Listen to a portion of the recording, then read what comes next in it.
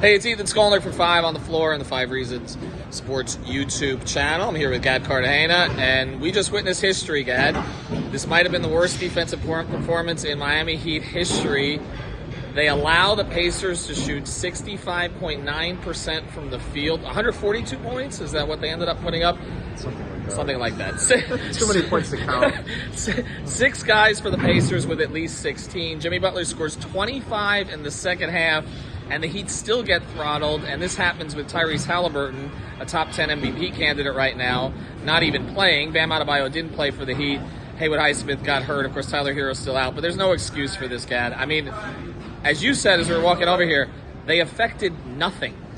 Yeah, nothing at all. I mean, the Pacers dictated the pace of the game the entire way through, and you kind of expect that a little bit of Halliburton's on the floor, but it's TJ McConnell that was the one in charge of the entire game. I think he had maybe 5 points in the first quarter, maybe like 6-7 points in the first half, finished with 20 and 11.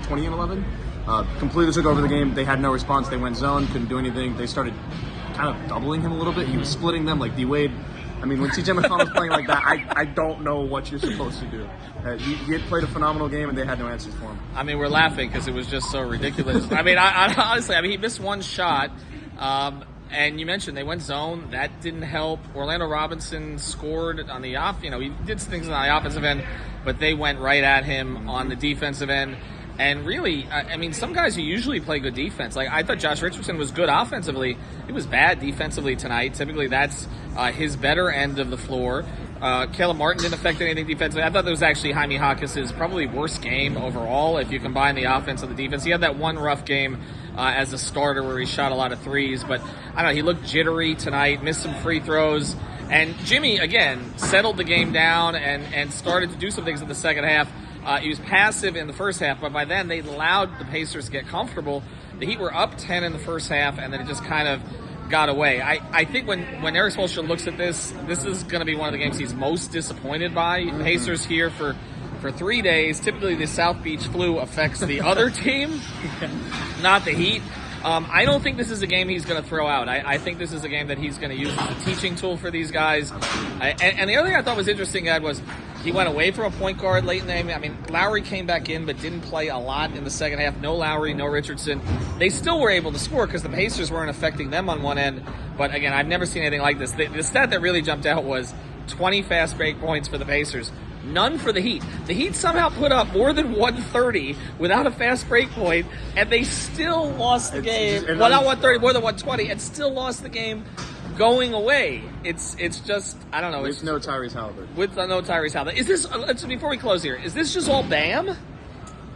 Listen, if you want to know Bam's worth to the Heat's franchise, look at the amount of points they've given up the last 2 games. I mean, they gave up damn near 90 points in the second half today.